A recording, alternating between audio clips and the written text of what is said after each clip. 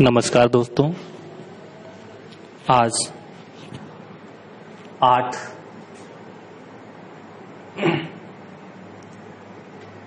सितंबर है सन 2020 और हम पढ़ रहे हैं कल के ही बिंदु को आगे बढ़ाते हुए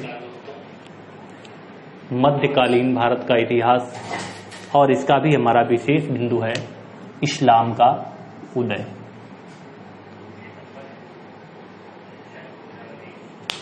कल भी हमने इसी बिंदु के बारे में पढ़ा था।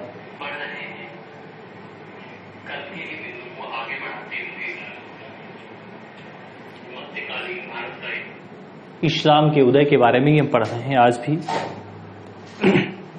कि इस्लाम का उदय कैसे हुआ, इस्लाम का उदय कैसे हुआ, किन परिस्थितियों में इस्लाम का उदय हुआ, इस्लाम धर्म का संस्थापक कौन था, इसके बारे में ब्रीफली जानकारी, संक्षेप में हम जानकारी प्राप्त करते हैं।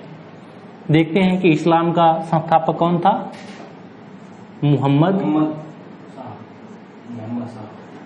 मुहम्मद साहब। कौन था? मुहम्मद साहब। मुहम्मद साहब का नाम क्या था? ये मोहम्मद साहब पहले नाम नहीं था, पहले नाम था इनका अल आमीन। क्या नाम था? क्या नाम था? अल आमीन। इनका नाम अल आमीन था। इनकी जो माता थी उनका क्या नाम था और पिता का क्या नाम था? इनकी माता जी का नाम अमीना। क्या नाम था? और पिता का नाम कल बताया था हमने। इनकी माता का नाम अमीना और पिता का नाम अब्दुल्ला। क्या था? पिता का नाम अब्दुल्ला था। इनका पालन पोषण इनके चाचा ने किया था। पालन पोषण किसने किया था? इनके चाचा ने इनका पालन पोषण किया था। और उनका क्या नाम था? अबू तालिब। क्या नाम था?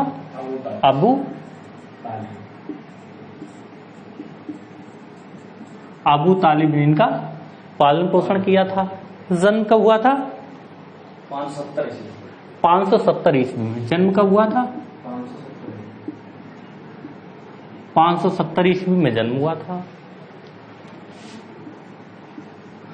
40 वर्ष की उम्र में इनको ज्ञान की प्राप्ति हुई। 40 वर्ष की उम्र में क्या हुआ था? ज्ञान की प्राप्ति हुई थी। कल के विषय को ही हम ब्रीफली दोहरा रहे हैं। 40 विषय की उम्र में क्या हुआ था? ज्ञान की प्राप्ति हुई थी। ज्ञान प्राप्त हो जाने के बाद, ज्ञान प्राप्त होने के बाद जो है इन्होंने अपने धर्म का प्रचार प्रसार किया। और उसके बाद 622 में, कब? 622 ईस्वी में 16 अप्रैल को अपने जन्म स्थान मक्का से कहाँ चले गए थे? मदीना। मदीना को क्या कहा जाता था? यस्रीब कहा जाता था। क्या कहा जाता? यस्रीब। क्या कहा जाता था? यस्रीब। ये मदीना चले गए और वहां पर इन्होंने अपना जो है जाने के को क्या कहा गया? इनके जाने को कहा गया था हिजरत। इनके जाने को क्या कहा गया था? हिजरत कहा गया था। हिजरत। और इसी से हिजरी संवत की शुरुआत हुई थी। इसी समय से हिजरी संवत की शुरुआत हुई थी। उसके बाद हम कुछ आगे देखते हैं। इन्होंने एक शादी करी थी। किसके साथ?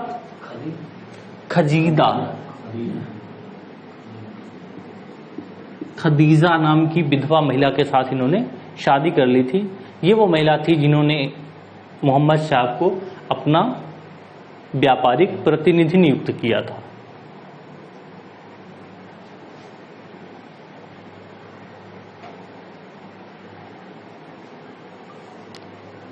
सॉरी दोस्तों, टेक्निकल प्रॉब्लम के कारण हम लाइव नहीं आ पा रहे हैं।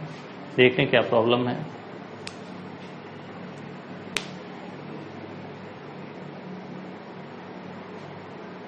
यहां से तो सही दिख रहा है।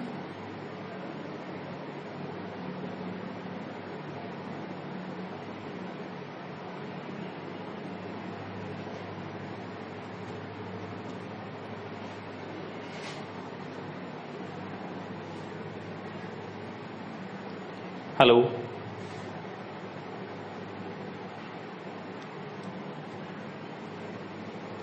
चलो हम आगे देखते हैं,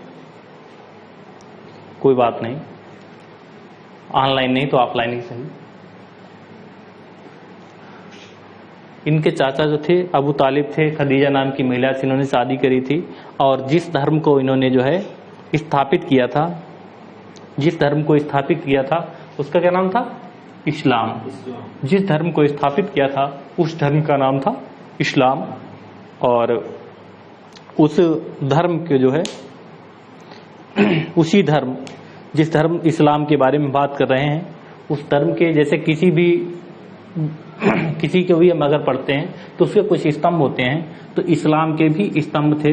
कितने स्तंभ थे? कल हमने बताया था इस्लाम के स्तंभों के बारे में, कल हमने बताया था इस्लाम के कितने स्तंभ थे? कितने थे? 5 बताए थे, 4 नहीं 5 स्तंभ हमने बताए थे। और वो 5 स्तंभ थे कलमा, क्या था? और दूसरा क्या था? दूसरा क्या था? नमाज, जकात, नहीं हज तो बाद में आता है भाई, हज तो नमाज, जकात, रोजा और कलमा, नमाज, जकात, रोजा और हज। कलमा क्या होता है? ईश्वर में विश्वास करना। नमाज जो 5 टाइम अदा करने के लिए बताया था। प्रार्थना जिसे हम कह सकते हैं हिंदू धर्म में, जिस तरह हम प्रार्थना करते हैं उसी तरह इस धर्म में उसको नमाज कहा जाता है। जकात क्या होता है? ये एक प्रकार का कर था। क्या था? टैक्स था। इस टैक्स के बारे में बता दें। ये टैक्स जो है वो 40 या 40वां भाग या 2.5% लिया जाता था। 40वां भाग या 2.5% टैक्स लिया जाता था मुसलमानों से स्वेच्छा से। कैसे लिया जाता था? स्वेच्छा से लिया जाने वाला कर था जो मुसलमानों से लिया जाता था। और इस कर को वसूलने के लिए किसी प्रकार के बल प्रयोग की मनाही थी, प्रतिबंध था, बल प्रयोग नहीं कर सकते थे। इसमें हम लोग किसी प्रकार, इसे वसूलने के लिए किसी प्रकार का बल प्रयोग नहीं किया जाता था। और इसके बारे में एक जानकारी और दे दें, हमारे यहाँ एक शासक हुए अकबर। कौन हुआ है? अकबर। और एक हुए जहांगीर। कौन हुआ है? अकबर के बेटे ही जहांगीर थे। अकबर ने ये जो डेली यूज की वस्तुएं हैं, डेली यूज की जो वस्तुएं होती हैं, उनसे इस टैक्स को हटा दिया था। किसने? अकबर ने डेली यूज की जो वस्तुएं होती हैं उनसे इस कर को, किस कर को? ज़कात को फ्री कर दिया था। कहा डेली यूज की वस्तुएं हैं उन पर ये ज़कात कर नहीं लिया जाएगा। और जहांगीर ने जो थे वो इंपोर्ट एंड एक्सपोर्ट, कौन से? इंपोर्ट एंड एक्सपोर्ट से भी ज़कात खत्म कर दिया, हटा दिया। उन्होंने, जहांगीर ने कहा कि इंपोर्ट और एक्सपोर्ट से भी ज़कात नहीं लिया जाएगा, ज़कात नहीं लिया जाएगा। इंपोर्ट और एक्सपोर्ट से ज़कात कितना लिया जाता था? 2%। कितना ज़कात लिया जाता था? 2% ज़कात लिया जाता था।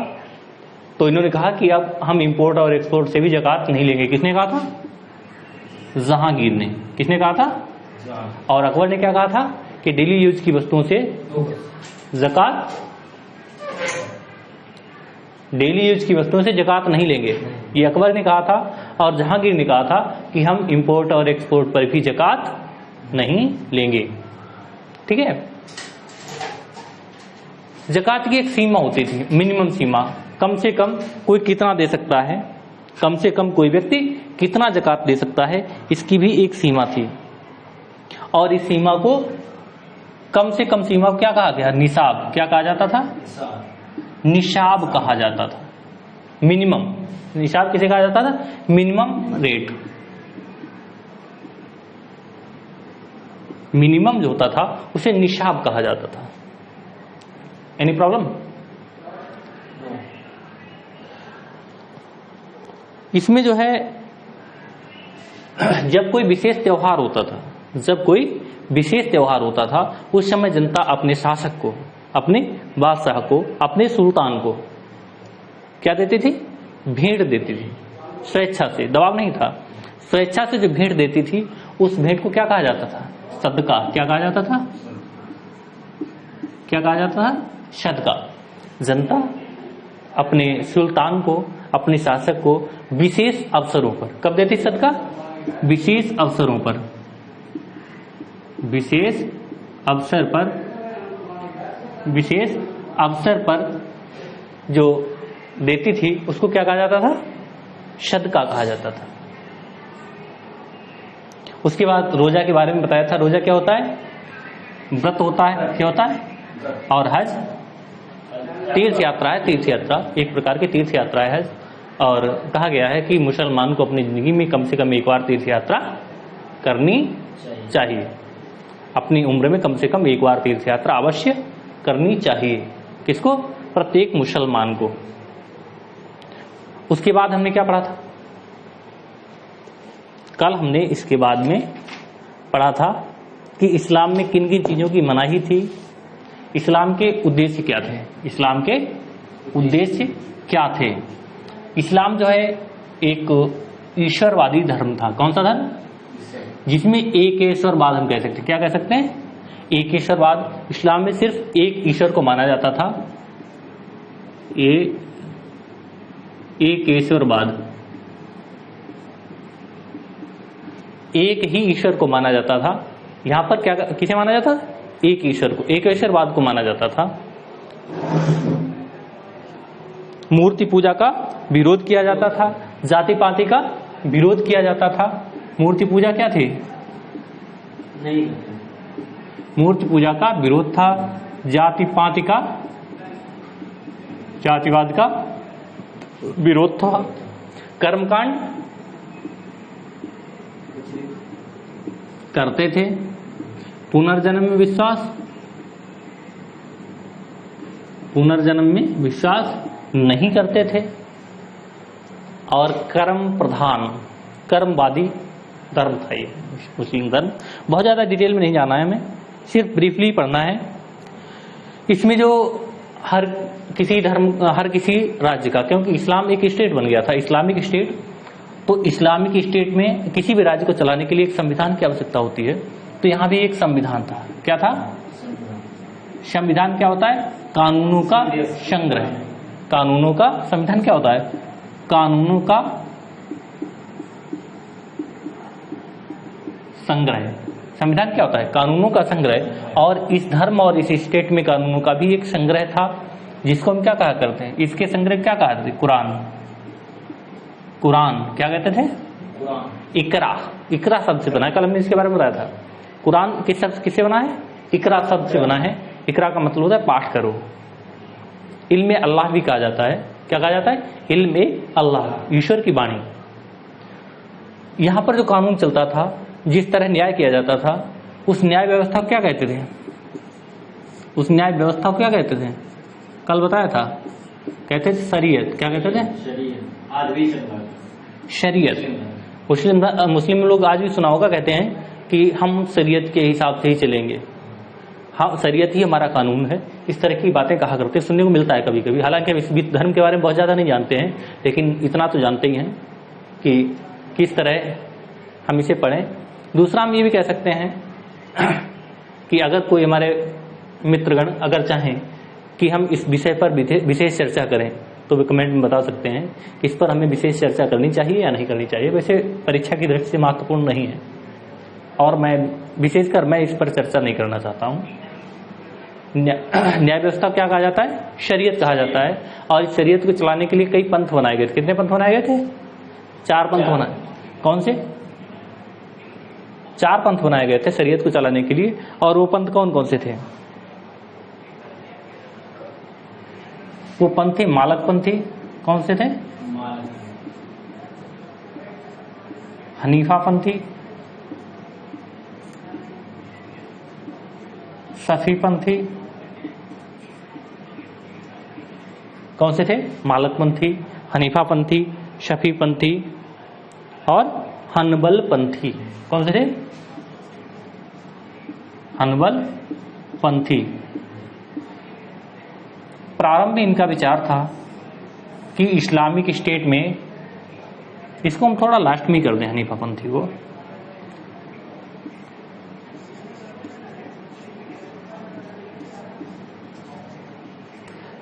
प्रारंभ में मानना था कि इस्लामिक स्टेट में सिर्फ कौन रह सकता है? मुसलमान।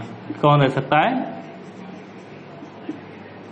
मुसलमान ही रह सकता है। इसके अलावा इस्लामिक स्टेट में किसी को भी रहने का हक नहीं है।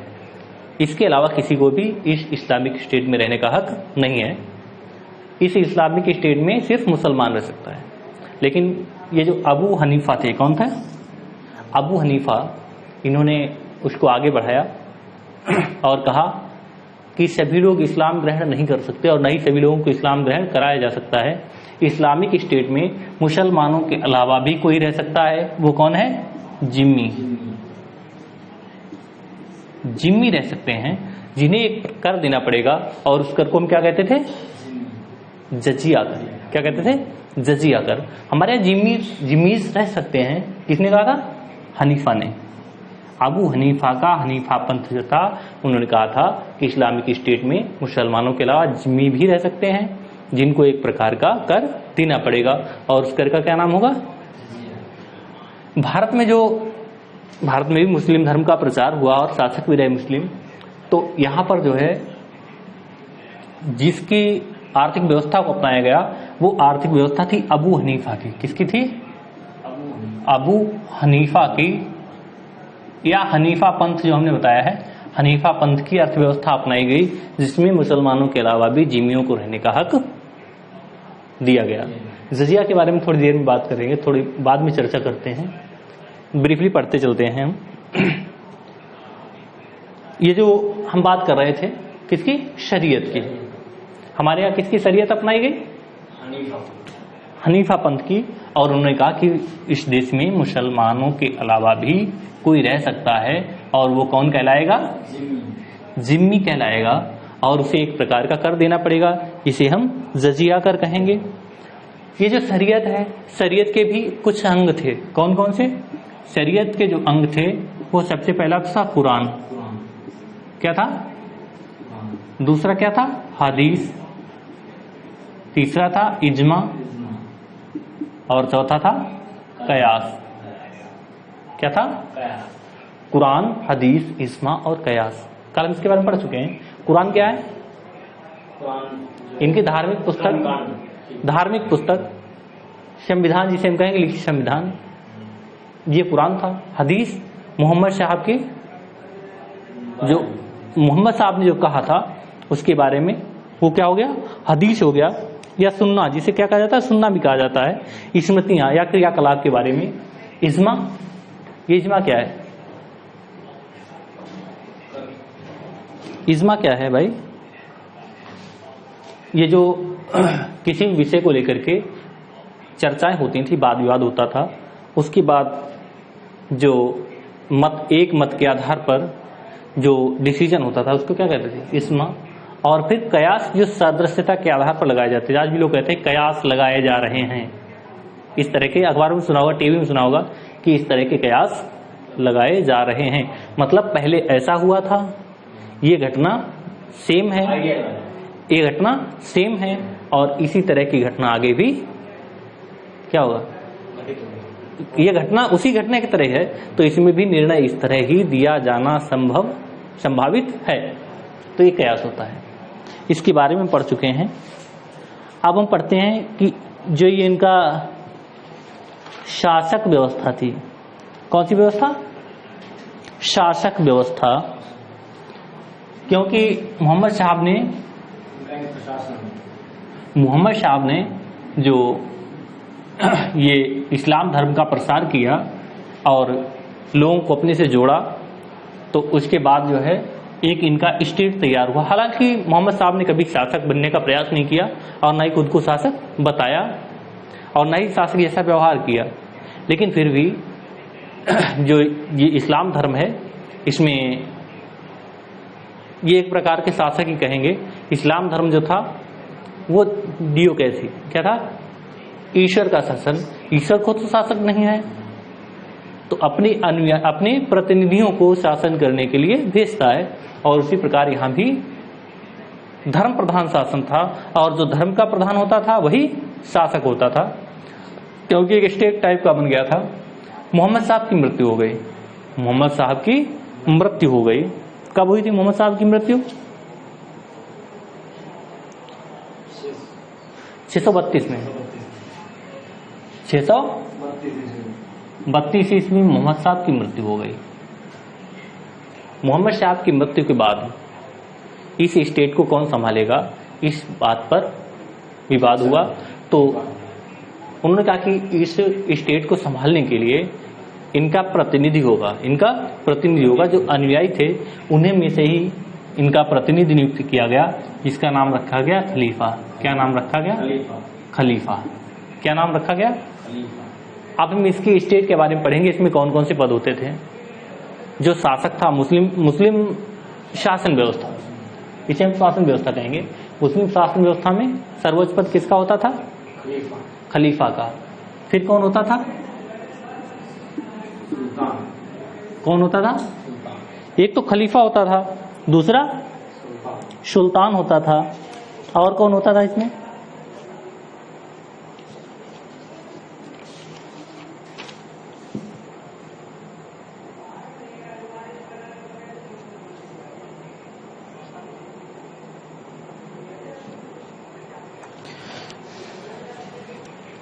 खलीफा, सुल्तान, उल्मा या उलेमा।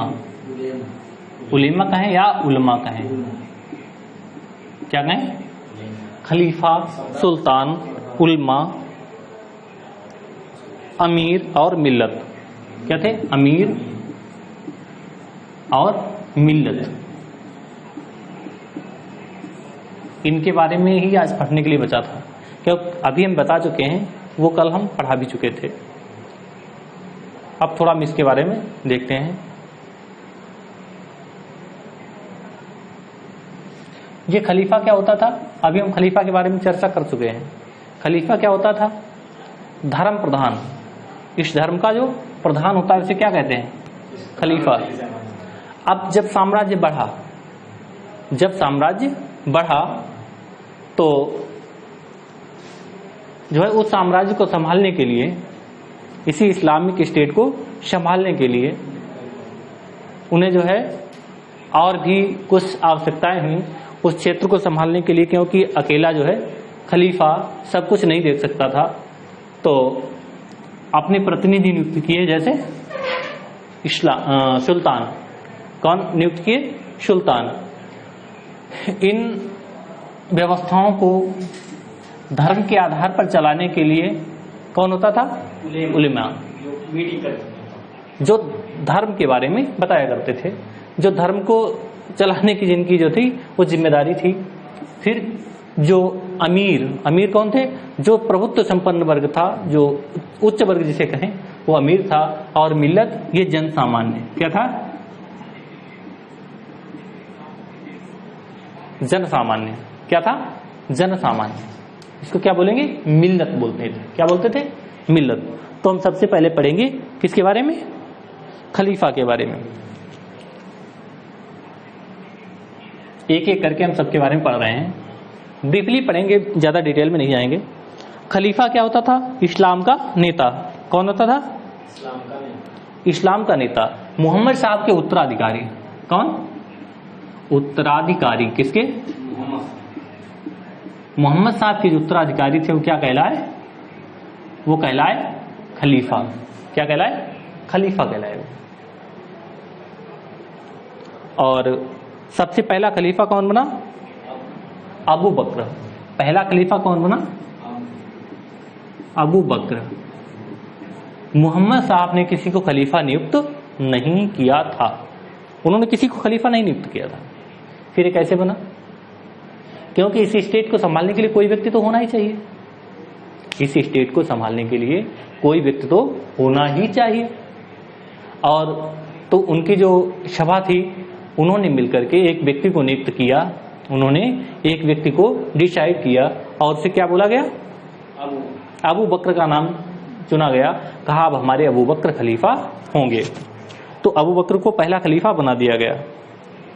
ठीक है, दूसरा कौन बना, हम खलीफाओं के बारे में ज्यादा नहीं पढ़ेंगे, अगर किसी को चाहिए तो हम अलग से स्पेशल चर्चा करेंगे उस पर। अबू बकर, दूसरे बने उमर, तीसरे उस्मान और चौथे अली। इनको पवित्र खलीफा कहा जाता है। क्या कहा जाता है, ये पवित्र खलीफा हैं। कैसे खलीफा हैं, पवित्र खलीफा हैं। कैसे खलीफा हैं, ये पवित्र खलीफा हैं। ये एक विशेष वंश से थे, उम्मयद वंश से। किसे थे, उम्मयद वंश से संबंधित थे, इसलिए इन खलीफाओं को उम्मयद खलीफा कहा गया। क्या कहा गया, उम्मयद खलीफा कहा गया। ठीक है, क्योंकि ये जो हैं वो उम्मयद वंश से संबंधित थे। इस वंश में 18 खलीफा हुए हैं, बहुत ज्यादा चर्चा नहीं करेंगे इन खलीफाओं के बारे में। अबू बकर पहले खलीफा थे, दूसरे खलीफा उमर थे। कौन था, ये महान खलीफा कहलाते हैं। कौन कहलाता है,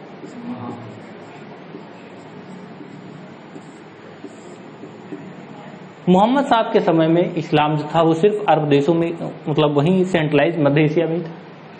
लेकिन इनके समय में, किसके समय, किसके समय, उमर के समय। किसके समय, उमर के समय मिस्र, सीरिया, कहां, मिस्र, सीरिया, फिलिस्तीन, इराक, मेसोपोटामिया और फारस, यहां तक मुस्लिम धर्म का प्रचार हुआ। ये एक ऐसा धर्म है जिसने सबसे पहले क्रांतिकारी तरीके से अपना विस्तार किया। एकमात्र ऐसा धर्म है जिसने इतनी जल्दी विस्तार किया। दूसरे खलीफा उमर के समय में ये जो है बहुत तेजी से इसका प्रसार हुआ। ये सीरिया, मिस्र, फिलिस्तीन, इराक, मेसोपोटामिया और फारस देशों तक जो है पहुंच गया। हजरत उमर के ही समय मकरान, सिस्तान और भारतीय सीमा तक भी ये आ पहुंचा। हालांकि भारत में प्रवेश नहीं कर पाए, भारत में शासन नहीं स्थापित कर पाए, लेकिन भारत की सीमा तक तो आ ही गए थे। कहां तक आ गए थे, भारत की सीमा तक आ गए थे। ठीक है, जब ये भारत की सीमा तक आ गए लेकिन भारत में प्रवेश नहीं कर पाए, क्या इन्होंने प्रयास किया होगा कि नहीं किया होगा, इन्होंने प्रयास किया होगा कि नहीं किया होगा, बताओ। 636 ईस्वी में, कब, मोहम्मद साहब की मृत्यु कब हुई थी, 632। कब हुई थी, 632 ईस्वी में। 636 ईस्वी में भारत के दक्षिण भारत में, कहा, दक्षिण भारत में मालाबार तट पर, कहा,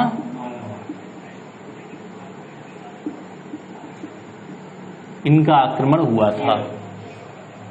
दक्षिण भारत में मालाबार तट पर मुस्लिमों का आक्रमण हुआ था, लेकिन एक ऐसा आक्रमण था असफल, सफल नहीं हो सका। क्या पहली बार आक्रमण करने ही आए थे, आक्रमण करने आए, सफल नहीं हुए, तो क्या करने लगे, व्यापार। ये गोपनीय तरीका होता है विस्तार का। यहां व्यापार करने लगे। क्या करने लगे, यहां की महिलाओं के साथ व्यापार किया, यहां व्यापार किया, महिलाओं के साथ शादी की, भारतीय महिलाओं से शादी की, और जो बच्चे पैदा हुए उन्हें क्या कहते हैं, मोपला।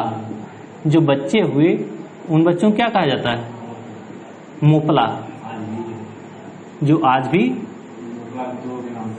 रहते हैं। मोपलाओं ने एक विद्रोह भी किया था, मोपला कृषक थे, इन्होंने एक कृषक विद्रोह भी किया था, तो क्या कहलाए, मोपला कहलाए। इनके बारे में भी हम जो है आगे डिटेल में पढ़ेंगे।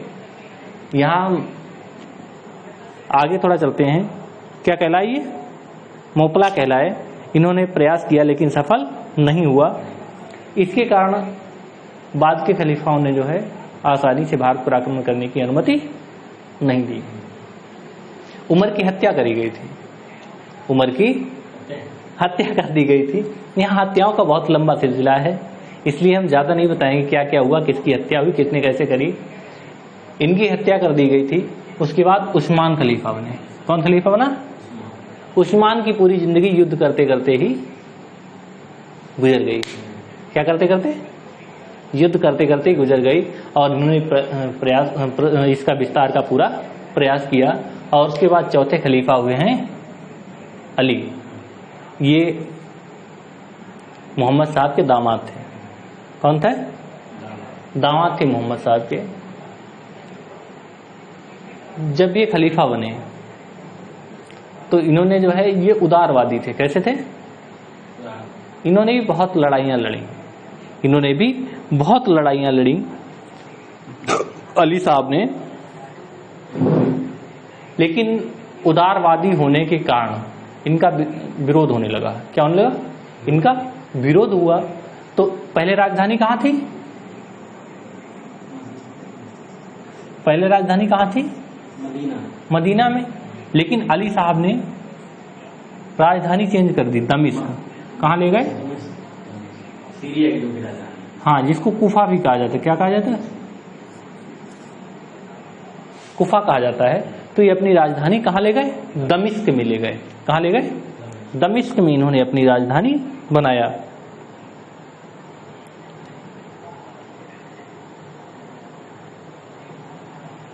लेकिन इनकी परेशानियां कम नहीं हुई। पैगंबर साहब की जो पत्नी थी, पैगंबर मोहम्मद साहब की जो पत्नी थी आयशा, क्या नाम था? पैगंबर साहब की जो पत्नी थी आयशा, आयशा ने 656 में आक्रमण किया।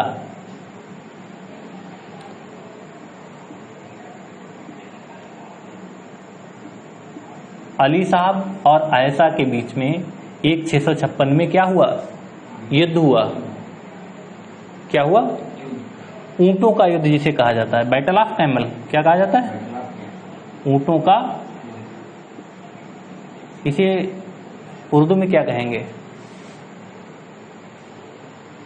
क्योंकि इस समय ये लोग हिंदी तो नहीं बोलते थे, उर्दू में इसे क्या कहेंगे? ऊंटों के युद्ध को, उस युद्ध को। वो तो संस्कृत में जाएगा। जंग ए जमल। क्या कहेंगे? जंग ए जमल, ऊष्ट का युद्ध। ये इनका युद्ध हुआ और इसमें आयशा बीबी को इन्होंने पराजित कर दिया। और इनकी भी बाद में क्या करा गया? हत्या करी गई। उदारवादी हैं इनके अनुयायी जो हैं, अपने को क्या कहते हैं? शिया। इनके अनुयायी अपने क्या कहते हैं? और इन्हीं बात मोहम्मद साहब का, शिया लोग इनको मोहम्मद साहब का वास्तविक उत्तराधिकारी मानते हैं। Any doubt?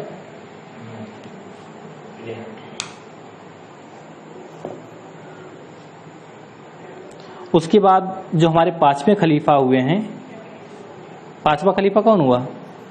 मुआविया। पांचवें खलीफा कौन हुए? चार के बारे में तो हम पढ़ चुके हैं। और हमारे पांचवें खलीफा हुए हैं मुआविया। उन्होंने खलीफा पद को वंशानुगत बना दिया। क्या किया उन्होंने? खलीफा पद को वंशानुगत बना दिया। जैसे जब हम पढ़ेंगे सिख धर्म के बारे में, तो वहां भी एक व्यक्ति ऐसा मिलेगा जिसने गुरु के पद को वंशानुगत बना दिया। उसके बाद उनका बेटा ही गुरु की गद्दी पर बैठा। उसी प्रकार यहाँ कौन था? मुआविया जो थे, उन्होंने इस खलीफा पद को जो है क्या बना दिया? वंशानुगत बना दिया। मुआविया। क्या नाम था? अगर लिखने में गलती हो जाए समझ लेना। मुआविया ने पद को वंशानुगत बनाया और अपने पुत्र याजिद, क्या नाम था? अपने पुत्र याजिद को खलीफा घोषित कर दिया। इसके बाद खलीफा पद जो है वो क्या हो गया? वंशानुगत हो गया। क्या हो गया? ये वंशानुगत हो गया। फिर इन्होंने अपने पुत्र को शासक बनाया, फिर उनने अपने पुत्र को खलीफा बनाया, अपने पुत्र को खलीफा बनाया। इस तरह इस वंश में कितने खलीफा हुए? 18 खलीफा हुए।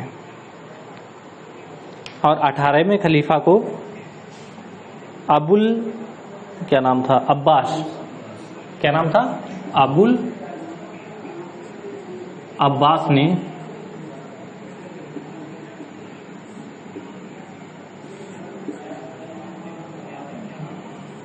ये जो अबुल अब्बास थे, इन्होंने इस वंश के सभी खलीफाओं को समूल नष्ट कर दिया, जड़ सही सबको नष्ट कर दिया और खुद खलीफा बन गए। और ये इस अबुल अब्बास ने इसको स्थापित किया था, इसलिए खलीफा कहलाए अब्बासी खलीफा। क्या कहलाए, ये अब्बासी खलीफा कहलाए। अब्बासी खलीफाओं ने सर्वाधिक समय तक शासन किया। अब्बासी खलीफाओं ने सर्वाधिक समय तक शासन किया, ये खलीफा रहे। लेकिन हमेशा कोई कहाँ रहता है, इसमें बहुत ज़्यादा हम नहीं पढ़ेंगे। इतना बता दें कि इन्होंने अपनी राजधानी कहाँ बनाया, नहीं, बगदाद में। दमिश्क में बनाते तो कोई पार्टी कतई नष्ट हो जाए, लेकिन उसके अनुयायी थोड़े बहुत तो बने ही रहते हैं। दमिश्क अली साहब का था, मक्का में भी नहीं बना सकते थे, वहां भी इनके अनुयायी थे, तो उन्होंने अपनी राजधानी कहाँ बनाई, बगदाद में अपनी। अब बगदादी खलीफा कह रहा है, बगदादी खलीफा भी कहा जाता है। बगदाद में इन्होंने अपनी राजधानी बनाई और बगदादी खलीफा कहलाए।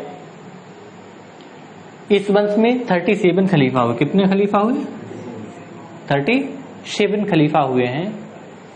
और इन खलीफाओं का 1258 में मंगोल शासक हलाकू खान ने जो है, मंगोल शासक कौन था, हलाकू। हलाकू ने 1258 में खलीफा को क्या किया, समाप्त कर दिया। और उसके बाद खलीफा की कोई जो है पद ही समाप्त हो गया। मान लो अल मुस्तसिम नाम था, क्या नाम था, अल मुस्तसिम नाम के जो खलीफा थे 1258 में, उनको हलाकू ने खत्म कर दिया।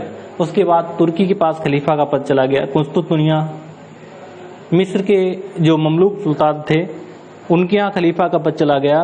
और 1517 में फिर कुस्तुतनिया के ऑटोमन सुल्तानों ने अपने को खलीफा घोषित कर लिया और स्वयं खलीफा बन गए। ठीक है, इस तरह खलीफा का पद लगभग समाप्त हो गया। खलीफा के बारे में कुछ पूछना है, बहुत ज्यादा हमने बताया नहीं, क्योंकि जो एग्जाम पॉइंट से जो है इंपॉर्टेंट है वो बता दिया मैंने। अंतिम खलीफा कौन थे,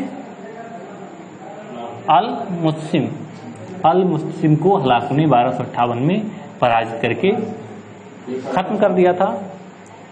उसके बारे में मिस्र के ऑटोमन, मिस्र में जो है ममलूक सुल्तान थे, उन्होंने खुद को खलीफा घोषित किया। और उसके बाद जो है कुस्तुतनिया के सुल्तानों ने, ऑटोमन साम्राज्य ने अपने को खलीफा घोषित कर दिया और कहा जाए तो खलीफा का पद समाप्त हो गया। दूसरे नंबर पर पढ़ेंगे सुल्तान। क्या पढ़ेंगे,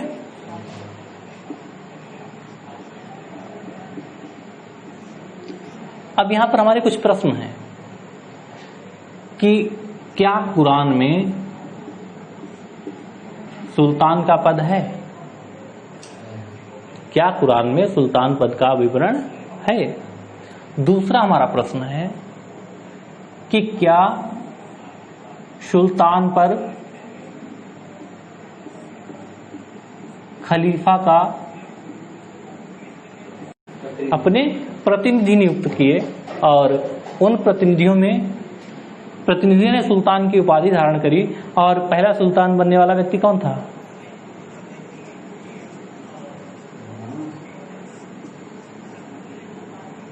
महमूद गजनवी। क्या था, महमूद गजनवी था। कौन था, गजनवी था, जिसने सुल्तान का उपाधि धारण करी थी। इसको आजम क्या कहा जाता था,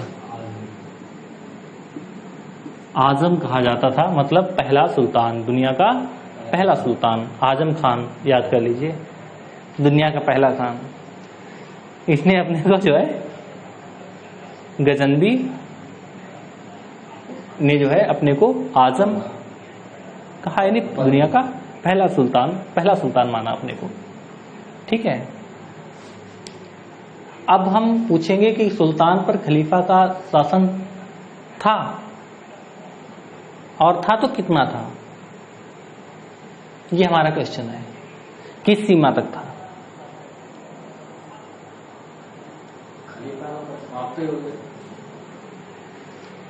चलो हम इस पर थोड़ी देर में चर्चा करते हैं। आखिर सुल्तान था क्या? विभिन्न विद्वानों ने सुल्तान के बारे में अपने विचार प्रस्तुत किए हैं। एक विद्वान है गजाली, क्या नाम है? गजाली ने सुल्तान को हृदय कहा। क्या कहा? सुल्तान को हृदय कहा। दूसरे फक्रे मुदब्बिर, फक्रे मुदब्बिर, ये शब्द लिखने में थोड़ी दिक्कत होती है हमें। फक्रे मुदब्बिर ने इसको जो है सुल्तान को सिर बताया, का सुल्तान समाज का सिर है। ये ऐसे कूट पूछे जाते हैं किसने क्या कहा। बर्नी जो है, बर्नी क्या है? बर्नी के बारे में बहुत सुना होगा, इतिहासकार है। इन्होंने बताया कि ये पापी है। क्या है? पापी आत्मा है। क्या है? सुल्तान पापी आत्मा है, क्योंकि ऐसा व्यक्ति जिस पर बहुत ज्यादा जिम्मेदारियां हों तो उससे कोई न कोई अपराध तो हो ही जाता है। तो क्या बताया उन्होंने कि ये पापी आत्मा है। लेकिन ये नहीं भूले और उन्होंने आगे भी कहा कि सुल्तान जो है ईश्वर का प्रतिनिधि है, ईश्वर का प्रतिबिंब है। ईश्वर का, बाद में उन्होंने कहा कि ईश्वर का प्रतिनिधि और ईश्वर का प्रतिबिंब है। ठीक है, हाँ, ईश्वर का प्रतिनिधि और ईश्वर का प्रतिबिंब है, लेकिन पहले इन्होंने इसको पापी आत्मा बताया था।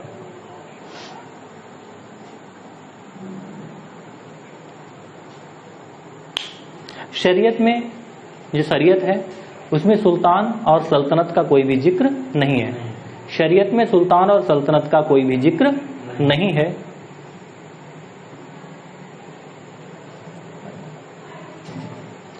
शरीयत में सुल्तान और सल्तनत का कोई जिक्र नहीं है, लेकिन फिर भी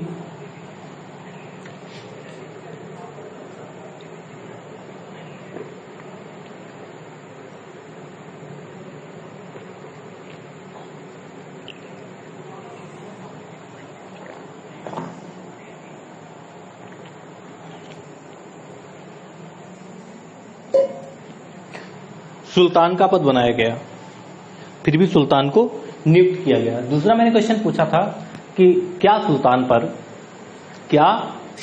पर खलीफा का शासन है? हाँ, भारत में जो सुल्तान हुए उनमें नाम मात्र का शासक मानते थे। जो कहाँ हुए हैं? इंडिया में जो हुए हैं, जो सुल्तान हुए हैं, वो खलीफा को नाम मात्र का अपना शासक मानते थे और एक पत्र प्राप्त करते जिसका नाम क्या बोलते थे? मंसूर। क्या प्राप्त करते थे? मंशूर प्राप्त करते थे।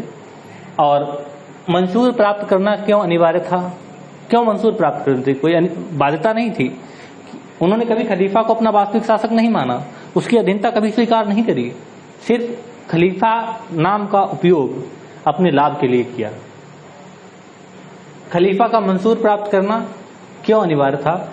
क्योंकि जिसे मंसूर प्राप्त होता था उसे वैध शासक माना जाता था। क्या माना जाता था? वैलिड एम्परर, वैध शासक माना जाता था उसको। और जिसे वैलिडिटी प्राप्त हो जाती थी उसका जो विरोध करता था, क्या करता था? उसका जो विरोध करता था, जो उसके खिलाफ बगावत करता था, वो अपराधी माना जाता था। किसकी नजर में? धर्म की नजर में, शरीयत की नजर में, इस्लाम की नजर में वो बागी माना जाता था, विरोधी माना जाता था। जैसे आजकल के नेताओं के लिए भाजपा का झंडा लगाना अनिवार्य है, क्योंकि इस पर भी हम ज्यादा जो है आगे नहीं बढ़ेंगे। ठीक है, जिस तरह से वैलिडिटी मिल जाती है उसी तरह से यहां भी मंशूर प्राप्त किया जाता था। यानी जिस तरह आज की हम किसी विशेष पार्टी का नाम न लें तो ये कहेंगे कि जो सत्ताधारी पार्टी है उसका झंडा लेना। कोई भी पार्टी हो, उसका झंडा लेकर के घूमने से जो असुरक्षा का अभाव महसूस होता था, वही सुल्तान के लिए जो है क्या लेना, मंशूर प्राप्त करना अनिवार्य माना जाता था। ठीक है, उसी तरह अनिवार्य था, मतलब ना ले तो कोई उस पर बाउंडेशन नहीं है, प्रतिबंध नहीं है कि वो जरूर ही मंशूर प्राप्त करे, लेकिन वैधता लेना फेमस होने के लिए नहीं, अपना सिक्का जमाने के लिए कि अब कोई हमारा विरोध नहीं करेगा, आई एम वैलिड एम्परर, इसके लिए जो है मंशूर प्राप्त करते थे। और उन्होंने कभी भी इस सुल्तान को अपना वास्तविक शासक नहीं माना। अपने यहाँ बहुत सारे शासक हुए हैं, सबने अपने को सुल्तान कहा भी नहीं।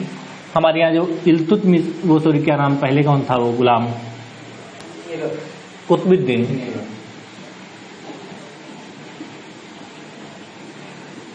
कुतुबुद्दीन ऐबक हुआ है, उसने सुल्तान नहीं कहा अपने को, वो सिपाही सालार ही बना रहा, सिपाही सालार ही बना रहा, उसने अपने को सुल्तान नहीं कहा। ठीक है, इस तरह हमारे यहाँ जो शासक हुए हैं सबने अपने को सुल्तान नहीं कहा है।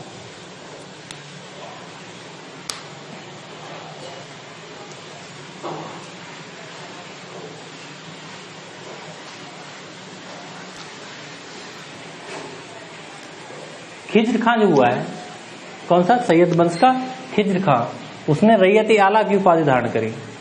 किसकी उपाधि धारण करी थी, रैयत आला, उसने भी अपने सुल्तान नहीं कहा।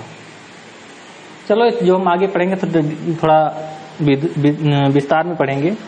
अब हम दूसरे बिंदु पर चर्चा करते हैं। एक तो खलीफा हो गया, दूसरे सुल्तान हो गया, तीसरा क्या है, अमीर। क्या है, अमीर, या हम इसे कहें उमरा।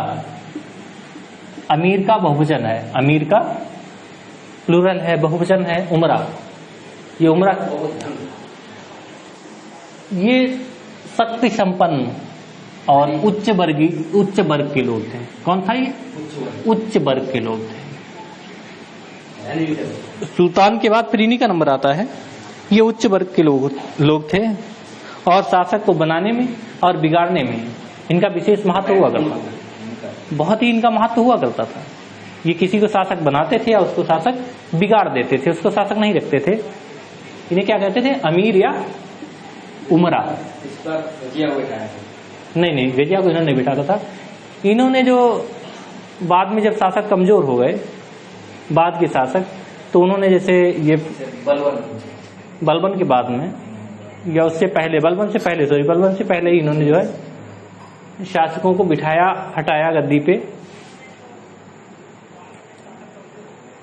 उमरा के बाद में तीसरा क्या नाम बताया था, उलेमा। क्या बताया था,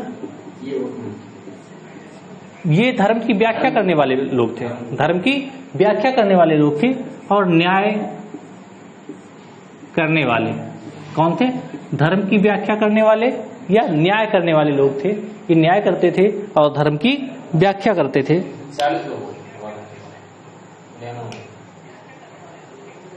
इन्हें दस्तार बंदान क्या कहा जाता था, दस्तार बंदान भी कहा जाता था। किनको, उलेमा लोगों को दस्तार बंदान भी कहा जाता था। इन्हें उल्मे दुनिया क्या कहा जाता था, उल्मे दुनिया, उल्मे आखिरात, दो प्रकार के ये होते थे।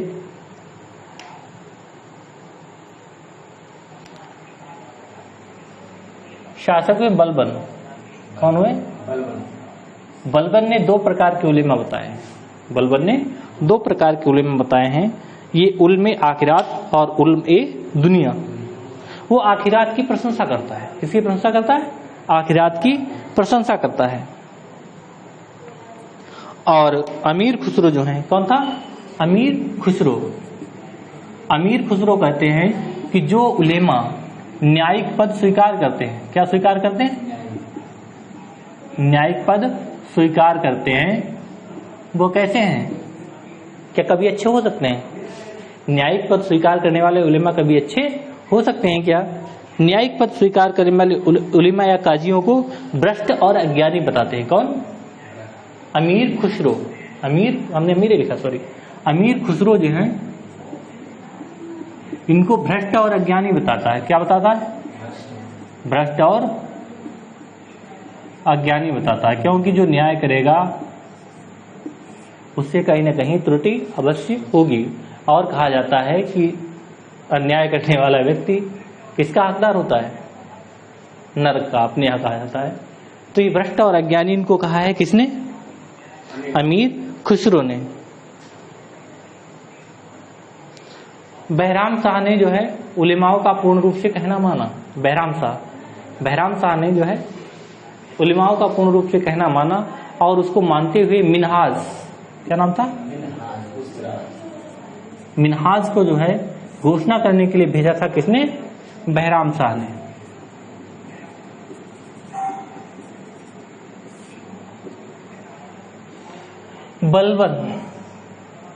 बलबन का नाम सुना है? बलबन का बेटा कौन था? बुगरा खां। क्या नाम था? बुगरा खां। बुगरा खां शासक नहीं बना था। बुगरा खां का पुत्र जो था कैकुबाद। बलबन के बाद ये कैकुबाद ही शासक बना था। ठीक है।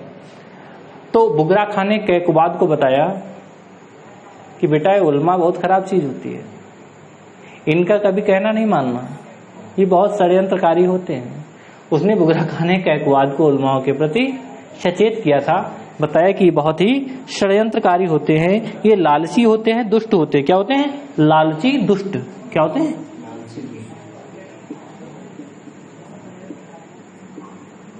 कौन?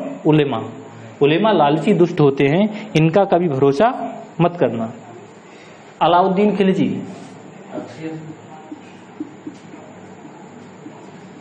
अलाउद्दीन खिलजी हुआ है, उसने उलमाओं को बिल्कुल जो है एक तरफ निकाल के रख दिया। अलाउद्दीन खिलजी ने कहा, भाई उलमा जी, हम आपकी बात को बहुत अच्छे से मानेंगे, लेकिन मुझे ये नहीं पता शरीयत क्या है, शरीयत के नियम क्या हैं, किस तरह शरीयत चलती है और किस तरह हमें चलना चाहिए। मैं शरीयत के बारे में कुछ नहीं जानता हूं, जो प्रजा के हित में होगा मैं वही करूंगा। किसने कहा? अलाउद्दीन ने कहा कि मुझे नहीं पता शरीयत क्या है, मुझे नहीं पता है शरीयत क्या है, जो राज्य के हित में होगा मैं वही करूंगा।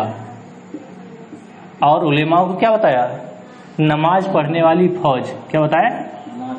नमाज पढ़ने वाली फौज बताया। किसको? किसने बताया? अलाउद्दीन खिलजी ने उलेमाओं को नमाज पढ़ने वाली फौज बता दिया। Very good. और उन्होंने कहा कि मैं उलेमाओं को किसी भी सूरत में शासन व्यवस्था में हस्तक्षेप करने का अधिकार नहीं देता हूं, मैं नहीं देता हूं शासन व्यवस्था में हस्तक्षेप का अधिकार। मोहम्मद बिन तुगलक,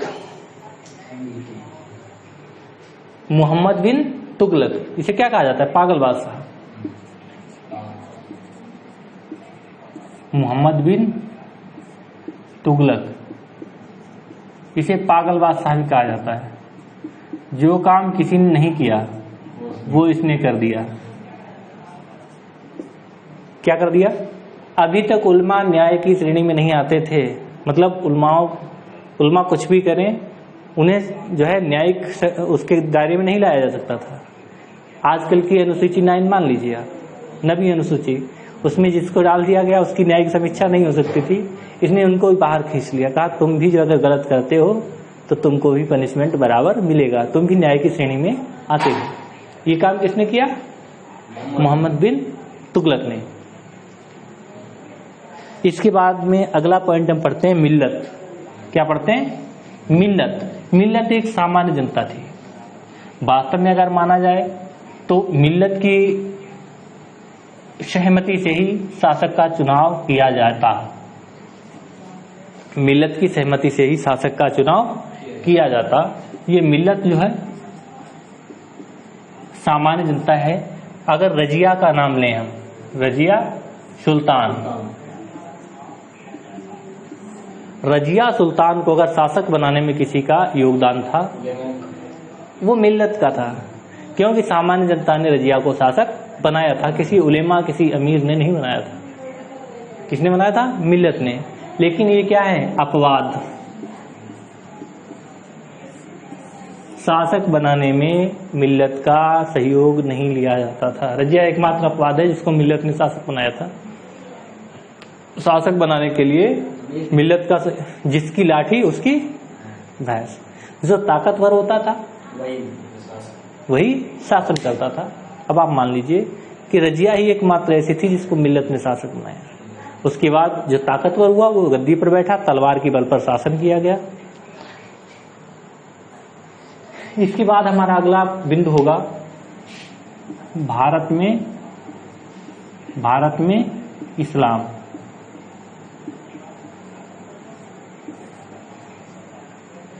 हमारा बिंदु है भारत में इस्लाम। कुछ देर ब्रेक, उसके बाद हम जो है पुनः आते हैं। बस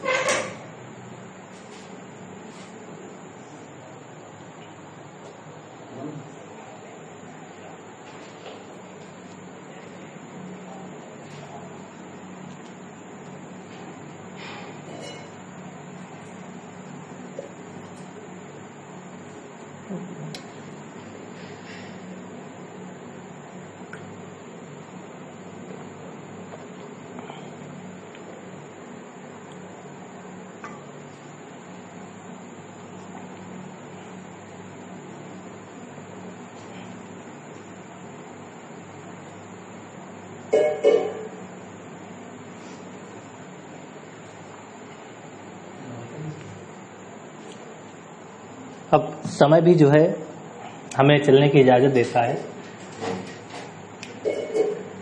क्योंकि 11 बज गए हैं। अब मुझे स्टॉप करना चाहिए। कल हम पढ़ेंगे भारत में इस्लाम, भारत में सल्तनत का स्वरूप, भारत में सल्तनत का क्या स्वरूप था, उसके बाद भारत पर अरबों का आक्रमण,